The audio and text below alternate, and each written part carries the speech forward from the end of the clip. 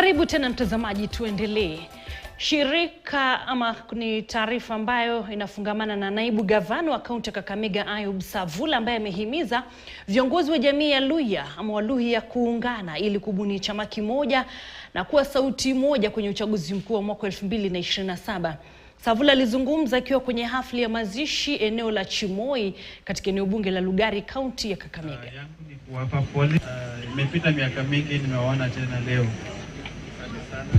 Thank you, Professor Debero. Niliwaambia hapa Lugari 2027 tujipange, 2032 tujipange. Nimeambia Wetangula, nimeambia Musalia, mtengeneze chama moja.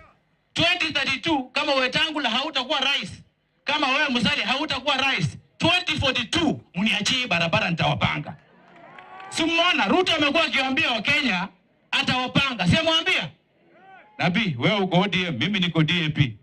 Ruto amepanga Raila bila hata damu kumwagika Kenya hii. Amemtoa kwa siasa. Raila ameenda kuretire. Raila ametoka siasa akienda AU kama chairman atafanya siasa kweli. Ruto si amepanga tu Raila mchana tukiona.